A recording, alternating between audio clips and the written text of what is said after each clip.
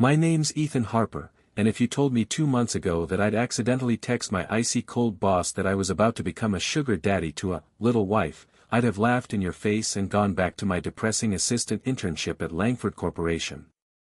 But that's exactly what happened, and spoiler alert, it wasn't my mom who got the message. It was Scarlett Langford, aka the CEO, aka the Queen of Emotional Detachment, aka the woman who could probably raise the Nasdaq with a side eye. All I did was send a dumb joke to my mom after checking my bank balance: "Your baby's gonna go find himself a little wife, hurry and send money," because being an intern in New York ain't cheap and I was flat broke. I clicked send, tossed my phone aside, and went to take a nice, hot shower. I was humming Taylor Swift, okay? It was that kind of broke boy bath. I came back to my phone lighting up like the 4th of July. At first, I was confused. Then I saw the name at the top of the screen. Scarlett. My freaking boss. I didn't just call myself baby and beg for sugar money in front of the ice queen herself, I called her wife. I felt my soul exit my body. I stood there in a towel, mentally preparing my resignation, wondering if "I lost my phone" was still a valid excuse in 2025. Instead of replying, I activated airplane mode like an idiot and collapsed on the bed, hoping maybe the universe would do me a solid and rewind 5 minutes. But no. Scarlett Langford had other plans. At exactly 11 p.m., she replied, "Ethan, are you high? Wife is not a term to use lightly. And what little wife? If you even dare try, I'll personally have you investigated by the Anti-Vice Task Force." I stared at the message like it was the death sentence it clearly was. Then another came in. "Seems like you're not working hard enough. Got time to sugar date?" By midnight, she was in full chaos mode. "Ethan, stop pretending to be asleep. Who was that message for? You're single on your HR form. This isn't some dare, is it? Did you lose a bet?" I kept reading with wide eyes as the messages kept stacking. "Ethan Harper, are you trying to play hard to get? That won't work on me. I'm not the one. Are you really out there meeting some cheap little wife? With what money? You're broke and trying to mooch. 3 a.m., that tactic is actually kinda working. Respond. Now. 6 a.m., baby, how about you consider me instead? Am I not prettier than all of them?" I dropped my towel. Not from shock, I was just done. I wrapped myself in a blanket burrito of shame, holding my phone like it was a ticking bomb. I couldn't figure out what the hell to reply. Then ping. "Still not at work? You typing out your lie carefully?" I hadn't even clicked on the chat yet, and she already knew. I cracked and typed, "Mess. Langford, I didn't read the contact carefully. I meant to text my mom. Also, I wrote wife instead of mom by mistake. I'm sorry." I added the classic bowing emoji like a coward. The typing bubble popped up instantly. Oh. I was drunk last night. My friend sent those messages. Bold of her to lie. Scarlett Langford doesn't drink. She could outdrink a frat house and walk away untouched. But I guess that was her damage control. Still, I didn't expect her to go full broadcast. I opened our company group chat and saw her midnight post: "When a boyfriend doesn't text back, what does that mean? The employees lost it." Everyone thought our CEO was in a dramatic relationship crisis. The VP replied first, paving the way, "Ma'am, did you say something wrong? Maybe you should apologize gently." Another, "Is our CEO being ghosted? That's wild."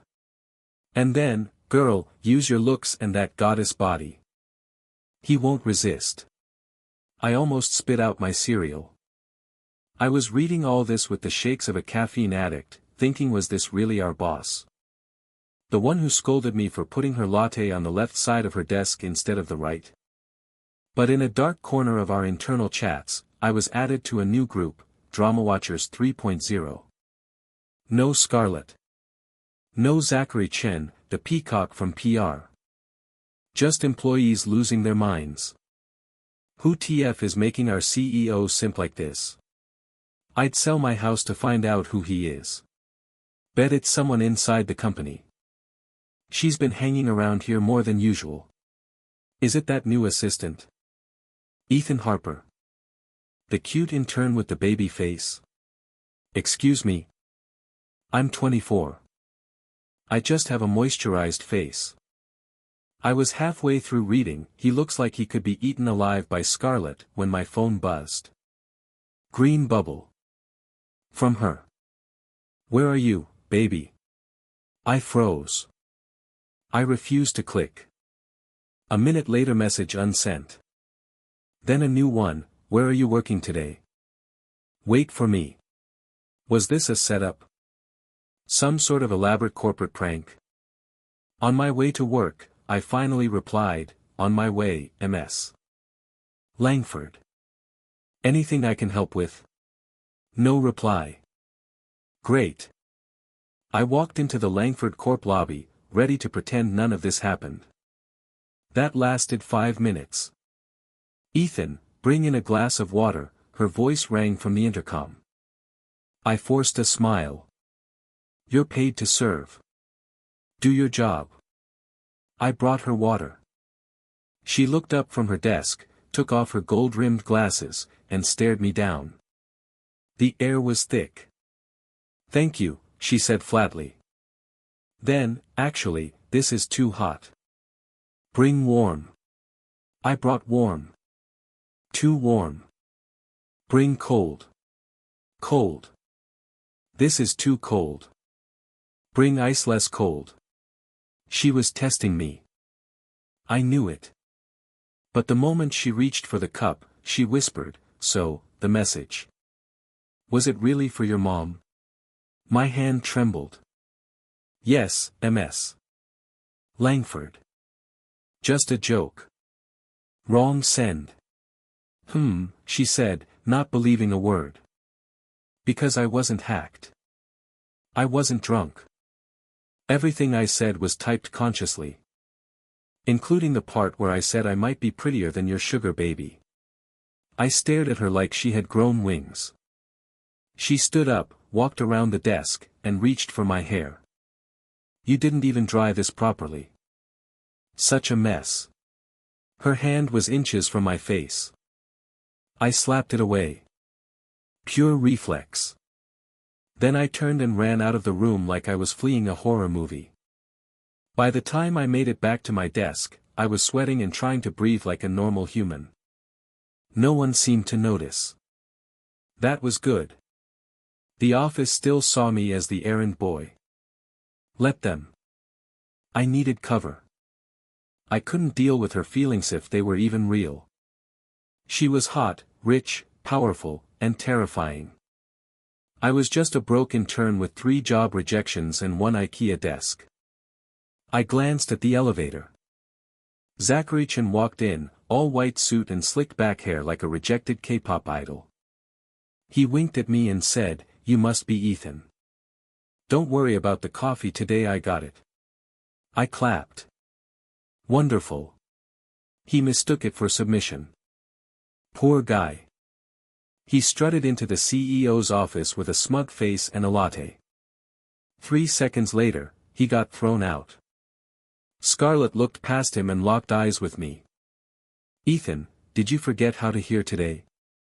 I stood up, dead man walking. Zach tried to save face. MS.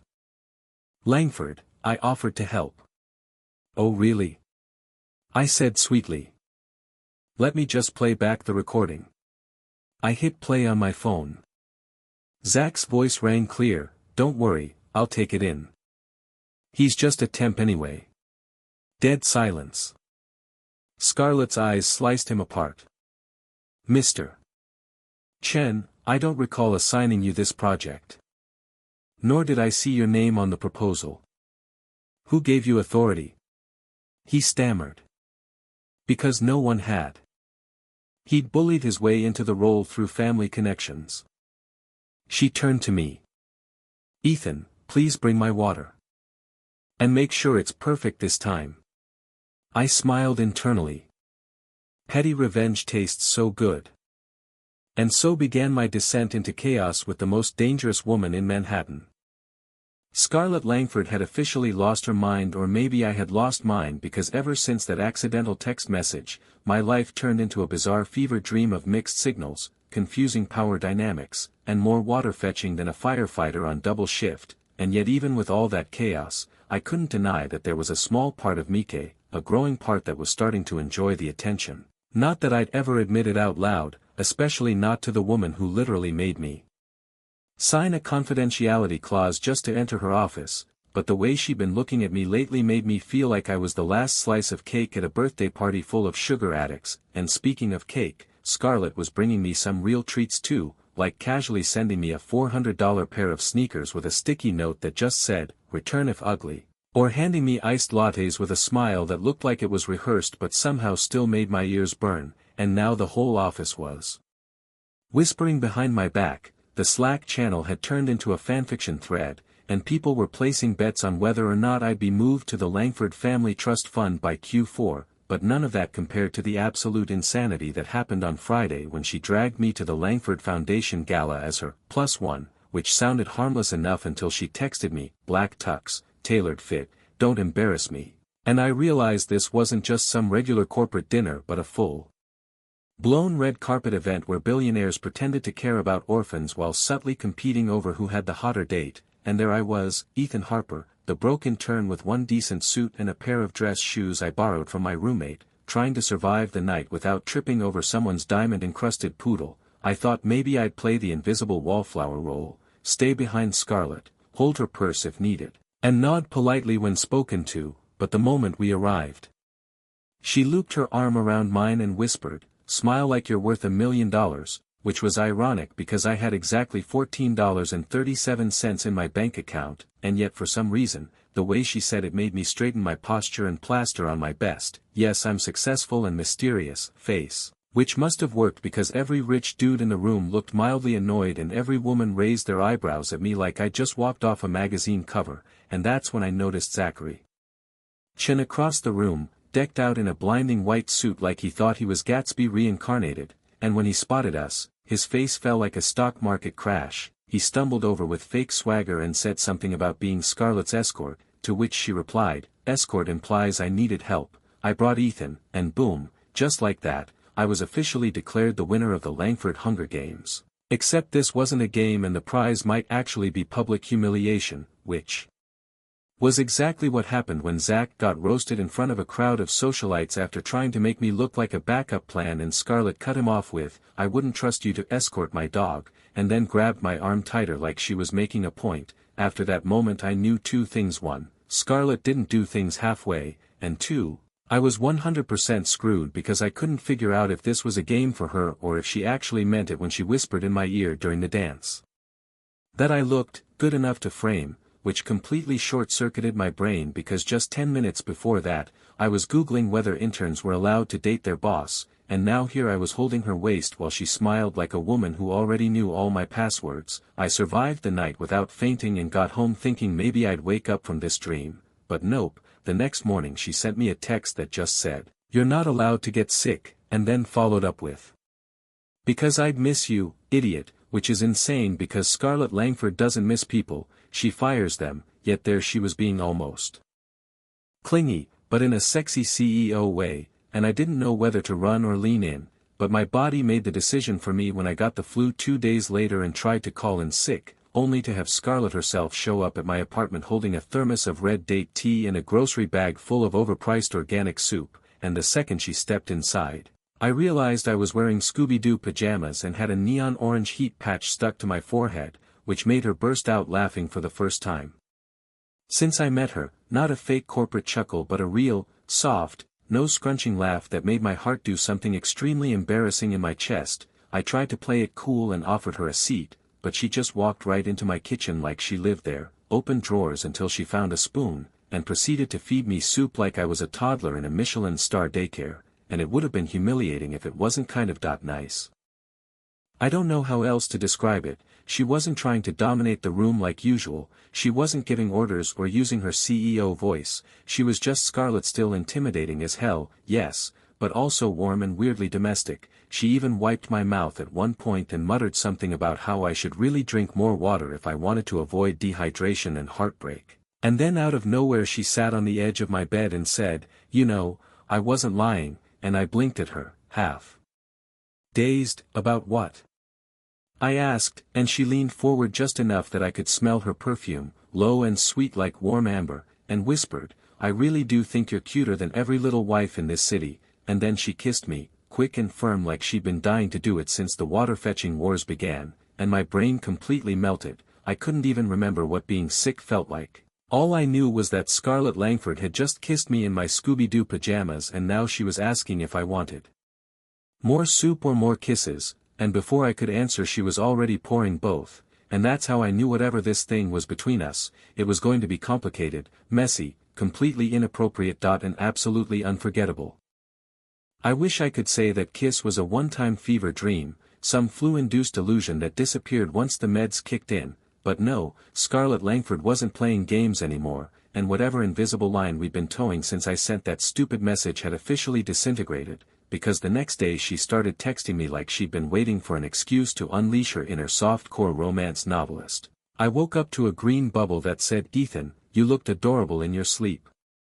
I almost didn't want to leave, followed by a second one with, "Don't worry, I didn't do anything this time," and I dropped my phone right on my face, nearly giving myself a concussion, and that was just the beginning. I dragged myself into the office still half sick and thinking maybe things would go back to normal now that she got it out of her system, but then I opened my locker and found a new necktie, sleek navy silk, with a note that said, "Try not to embarrass me in meetings," which was peak Scarlett, a compliment wrapped in an insult wrapped in a warning, and I didn't even have time to process it before Jason Yu, the senior assistant who'd been at Langford Corp since dinosaurs roamed the earth, leaned over and muttered, "Damn kid, you really are the chosen one," and I looked at him like he'd just handed me a wand and said, "You're a wizard, Harry," because the man never talked unless it was to scold someone for coffee stains, and yet here he was grinning like he'd just won the Office Fantasy League. Apparently everyone and their mother had already figured it out, which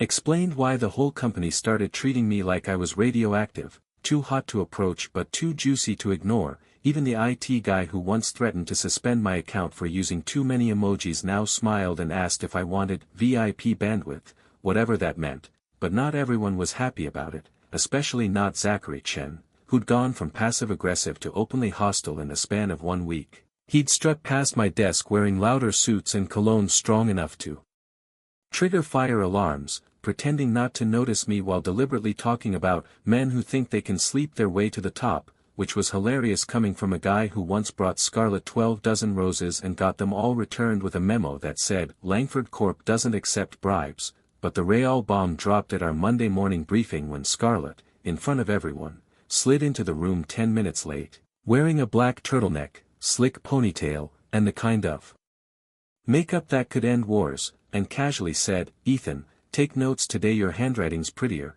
and the whole table froze. I think someone even dropped a pen. I scribbled down bullet points while my ears turned bright red, and then she leaned over and whispered, "You look cute when you concentrate," like she wasn't absolutely detonating the office hierarchy in real time. Later that day, I thought I'd get some distance, maybe hide in the copy room and breathe, but she cornered me near the vending machine and asked if I had plans Friday night. I froze mid-sip of my Mountain Dew and squeaked, Abe," and she replied, "Good, you're coming with me to a family dinner," and I choked so hard I nearly died, not because of the carbonation, but because family dinner sounded suspiciously like a social death trap. I tried to say something like, "Isn't that a little fast?" but she just grinned and said, "Relax. They won't bite unless I ask them to," which wasn't even comforting, and somehow I found myself that Friday night standing outside a gated mansion in a blazer that probably cost less than their doorknob, trying not to hyperventilate. Scarlett opened the door in a sleek champagne-colored dress that made me forget how English worked, and said, "Don't look so terrified, just smile and nod," but when we walked in and her mother looked me up and down like she was evaluating a new investment, I suddenly understood every rom-com that started with the line, "Meet the parents."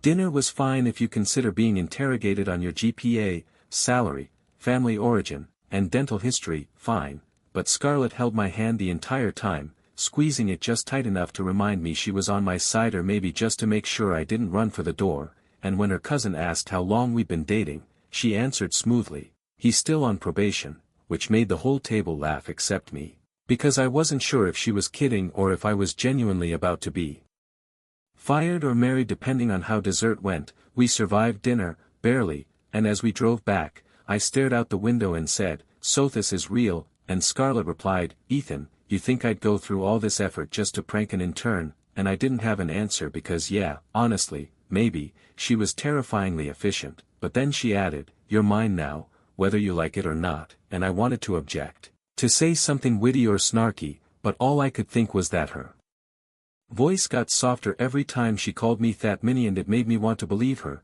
The following week was even weirder, because she started doing things like dropping by my desk to adjust my tie or texting me to remind me to eat lunch, but also ignoring me completely during meetings like we didn't sleep in the same apartment 3 nights that week. It was driving me insane. Was I her boyfriend or her live-in butler? I didn't know, but she clearly did, because the next time I tried to pull away, saying something dumb like, "Maybe we're moving too fast," she looked at me, deadpan, and said, "Ethan, we've been moving in slow motion since day one. I am just done waiting," and then she kissed me again in the middle of the break room while the intern from finance dropped her coffee in slow motion like we were in a Netflix drama. I thought it would end there, but no. Scarlett wasn't just content with being affectionate in secret. She went full main character mode and posted a photo on her private Instagram of me drinking coffee with the caption, "My morning sunshine," and suddenly every department at Langford Corp had a new hobby, stalking me. I got DMs from people I didn't even know worked in the building, group chats exploded, and Ethan and Scarlett became an unofficial office ship name, which would have been hilarious if it wasn't my actual life. I considered quitting, running away, joining a monastery or a desert island, but then Scarlett caught me packing lunch and said, "If you leave me now, I'll just buy your next job and fire you again," and I believed her, 100%, so yeah, I guess I'm staying, and I guess this is real, and I guess that I'm hers now. It was official. Scarlett Langford had no chill and zero interest in keeping anything low-key anymore, because after posting that, "My morning sunshine," coffee pic, she proceeded to follow it up with a selfie of us at brunch where I looked like I just crawled out of bed and she looked like a Vogue cover model, captioned, "Mine."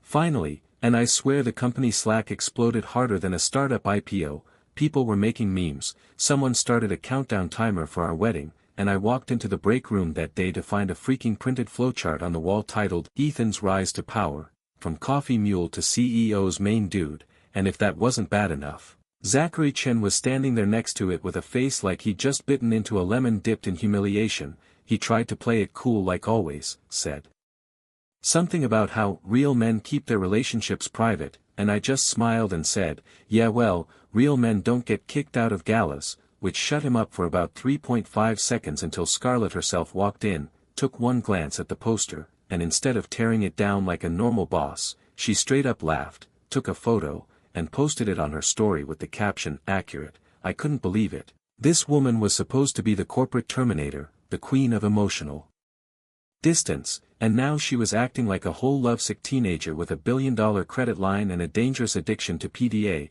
and yeah, I'd be lying if I said I didn't like it, even though my entire brain was short-circuiting from the constant whiplash, especially since every time I thought I was catching up, she moved 10 steps ahead. Like that time I brought her coffee and she pulled me aside and whispered, "Your new toothbrush is in the master bathroom," and I blinked like, I have a new what where? Apparently she'd gone full nesting mode and just casually started rearranging her penthouse to accommodate me without even asking. Toothbrush, extra closet space, a custom monogrammed robe, the works, and I just stood there holding a $6 latte like a confused house cat, but then she leaned in, kissed the corner of my mouth, and said, "I like waking up with you around," and suddenly all logic exited stage left. Fast forward to the following week when my mom randomly called to tell me some family friends had stopped by with a marriage proposal. I laughed so hard I almost dropped my phone, but then she said, "Get home in an hour or I'm accepting on your behalf," and that shut me up real quick. I didn't even get a chance to say no before the green bubble popped up on my screen, this time from Scarlett. Ethan, I'm coming with you. And that's how I ended up rolling into my parents' suburban driveway in an all-black SUV with Scarlett freaking Langford dressed like a Dior ambassador, stepping out of the passenger seat like she owned the zip code. The moment we walked into the living room, everything went dead silent. My dad dropped his mug, my mom stared like she'd seen a unicorn in heels, and then Scarlett without missing a beat smiled sweetly and said, "Hi, I'm Ethan's fiancé," and I swear I could hear the collective gasp of 3 aunts, 2 uncles, and 1 nosy neighbor from the kitchen. My mom blinked 5 times before muttering, "You're the Langford girl, the one from Forbes," and Scarlett nodded like she hadn't just detonated our entire family dynamic, then proceeded to charm every single relative in the room like she'd been rehearsing for a Hallmark movie. Even my grandma was fawning over her by the end of dinner, saying things like, "You're too pretty to be in business, dear," and Scarlett just laughed and said, "Tell that to the board of directors," while cutting steak like a pro. I, meanwhile, sat in stunned silence wondering how I went from dodging rent to discussing wedding venues in a single month, and it only got worse when we finished dessert and my mom leaned in, squinting, and asked, "So when's the wedding?" Scarlett smiled and replied, "We haven't picked a date." Still thinks this is a prank, and everyone laughed like it was a joke except me because I had no idea anymore if she was kidding or dead serious. I didn't get a moment to breathe until we were back in the car and I asked, "Was that necessary?" And she just smirked and said, "Your mom needed to know I'm serious," then added, "Besides, I look good in shock value," and she wasn't wrong. She did look criminally hot when she was in control. Which unfortunately was always. I tried to act unaffected but then she reached over, grabbed my hand, and laced her fingers with mine like it was the most natural thing in the world, and I swear my brain turned into soft serve. The next few days were a blur of domestic chaos, Scarlett moving more and more of her things into my place, or rather, replacing my sad bachelor stuff with high-end alternatives without warning. I came home one night and my gamer chair was gone, replaced by some Scandinavian ergonomic monstrosity that cost more than my car, and when I asked where my chair went she just said, "Donated it to the interns," like she hadn't just deleted years of posture damage memories. And don't even get me started on the bathroom. It looked like a spa catalog exploded in there. Eucalyptus towels, designer candles, a robe warmer, yes, a damn robe warmer, and still, I didn't complain. Because every time I tried, she'd either distract me with kisses or say something like, "You're mine now, might as well live like it," and honestly, it was hard to argue with that when I was waking up to her in one of my old t-shirts looking like a model in a "woke up like this" TikTok. I was starting to get used to the insanity, even kind of liking it. Until Scarlett walked into my home office one night holding her tablet with that look on her face, the one that usually meant I was about to be volunteered for something dangerous. She handed me the tablet and said, "We're going to a gala next weekend, formal attire," and I groaned because that meant another night of fake smiles and clinking glasses, but then she added, "I need you to pose as my fiancé again publicly this time," and I nearly choked on my soda. I stared at her like she'd suggested we rob a bank. "Scarlett, people already think we're married," I said, and she nodded, "Exactly, so let's make it official, at least until the quarterly merger closes."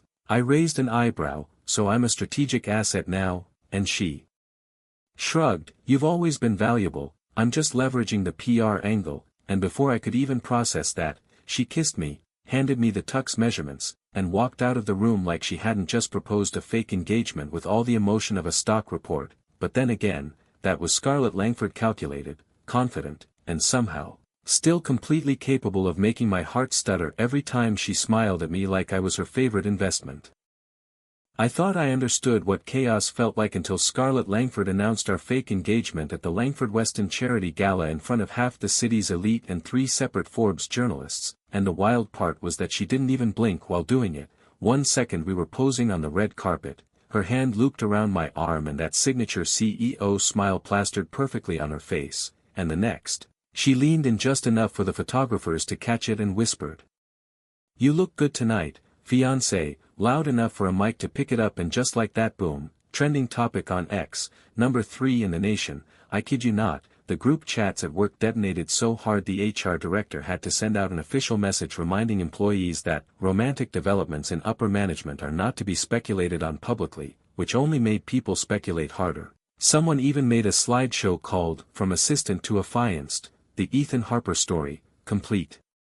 With transition music and an unnecessarily high production value. Meanwhile I was just trying to keep up because every time I blinked Scarlett would hit me with another left hook, like casually referring to me as her future husband in front of Langford board members, or texting me lipstick options mid-meeting with captions like, "What color do you want me to ruin you in tonight?" And yeah, maybe I liked it a little too much. Maybe I was starting to get addicted to the way she'd randomly grab my hand under the conference table or call me baby when no one was around, but with all that attention came the chaos. And front and center of that mess was Zachary freaking Chen, who clearly couldn't stand the idea that his endless thirst trap suits and floral-scented cologne had been beaten by an intern in clearance sale shoes, because he started acting like a total menace. Showing up with Starbucks orders for Scarlett that she didn't ask for, intercepting my coffee runs like a petty villain.